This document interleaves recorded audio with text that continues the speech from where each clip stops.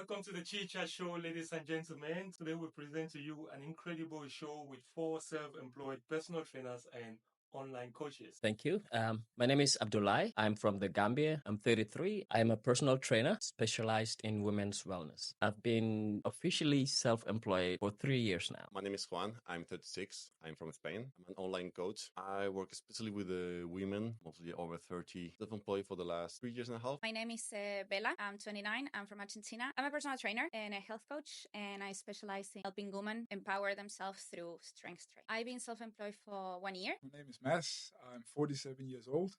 I'm Danish, live in Amager, and I'm a single father of 3 little kids. Personal trainer with both one-on-one clients and working with citizens that are caught a little bit in the system, and teach multi full-time self-employed on and off since 2019. We want to find out what it is like to be a self-employed personal trainer and online coach. Well, it's a blessing. It's challenging, but it's beautiful. It's my passion. So I'm really grateful that I'm able to do this as a full-time job. Some days really amazing, some days really tough, but I wouldn't swap it for anything else. I enjoy what I do. Let's just say we're curious about their lives, and this is what we found out. It gives me the time to have my family and, so I don't spend all my life anymore.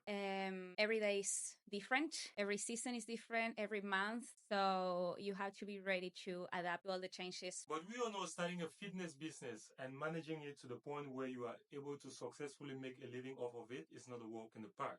Since 2019, I've stopped twice during that period and restarted. Once was because I got the kids over full time. I had to close my business down for almost a full year. I was facing some challenges with child welfare services. For that, it was a divorce. I had to shut it down, get back on track. So we want you to be aware of these challenges if you do not have a mentor to guide you. The biggest challenge I face is You're doing the things that I don't like to do, but it's not coaching. So all the business related stuff, marketing and all the finances. probably being in a different country, different culture where you have to navigate and understand how things work and just growing your network. In my case was mostly all the business administration. There was a lot of skills that I didn't have and I had to learn, being that accounting, budgeting, learning about the taxes.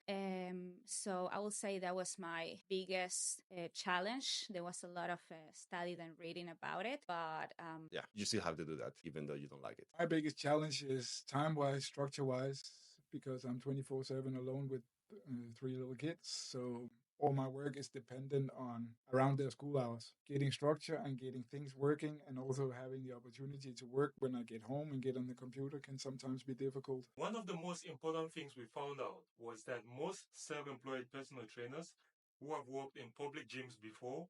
And before I was like 10 years working in gyms for big companies. But before that, I worked for 4 years as well at a company as a personal trainer full-time. Quit their jobs for the following reason. 2 things. I was ready for some new challenges. I was a bit tired of the 1-hour sessions and very fixed rules in the gym. I felt that I was a bit stuck in my other job as a trainer. Yeah, that. And then setting my own rules. And I wanted to reach out to more people. I wanted to do more. I wanted to learn more. I became a parent. I realized I need more time on the evenings, be with the family. And on a general scale, we realize that what inspires most people to become personal trainers or online coaches can be summarized in the following category. And it is derived from my mother who passed away. That is what inspired me to become a trainer. Many years ago, I had a serious back injury where I actually fractured my spine. And she passed away during childbirth.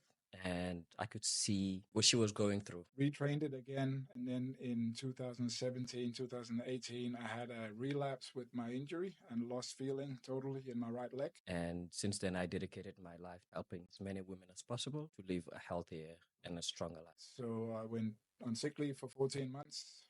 While I was getting to the end of the sick leave, I took studies in personal training, anatomy, physiology, and started up training myself. Got back, got almost my feeling back in my leg and got my strength back without surgery, and then started my business working with people with back pain.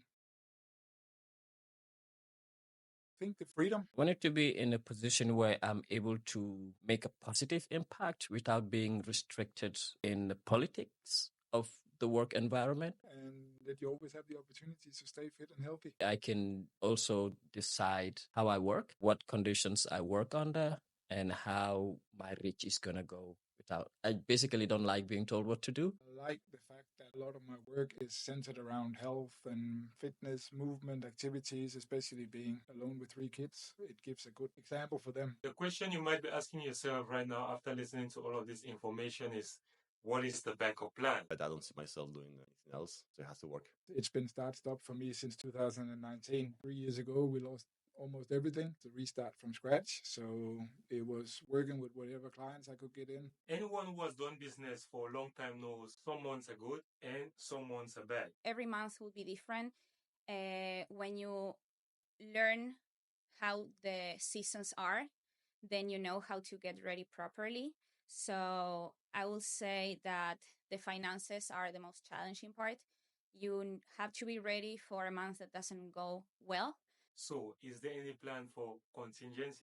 I think that's something that you really need to consider since the very beginning. As a self-employed, doing odd jobs here and there. Once in a while, mom takes care of the kids, and then I begin for odd jobs like construction, training, whatever else I could do. What should I do if my fitness business doesn't succeed as planned? So there's a lot of saving. You need to budget your business. You need to be ready for a bad month because it will happen, especially on the first year. So I will say getting ready from the beginning. If you are able to have some savings just in case, that will be a great idea. In order for you not to make the same mistakes like most people do, we ask our amazing trainers to give us their best pieces of advice, which we shall share with you right now. Be really clear on what it is that you want, niche, your target group, and about the product that you're in. The beginning, I was a little bit unclear where I was going, and you end up spending a lot of time on clients that you're not going to get the real results for. They're not going to put in the work. So be clear about what it is your business is actually doing and where you want to go and what it is you're giving to people. Learn, even enjoy doing the things that you don't like so much.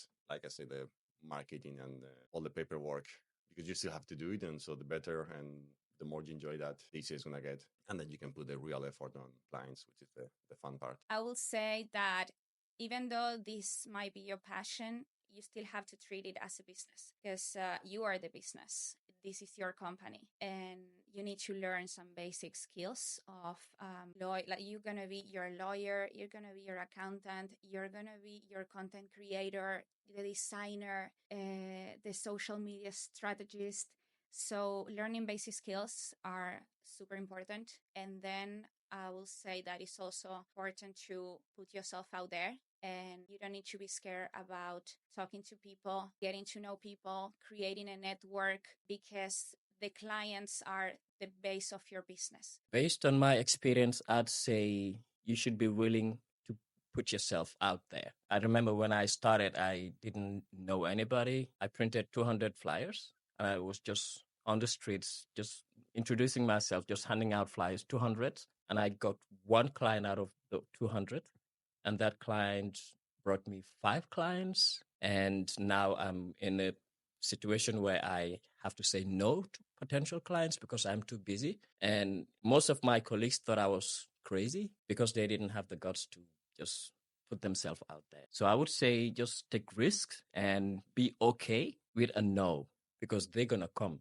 And this is based off my own experience. I handed out 200 flyers and I got a 1 yes, 199 no's. And that 1 yes transformed everything for me. So you should be okay with hearing no. Thank you for watching. Please like, share, and subscribe.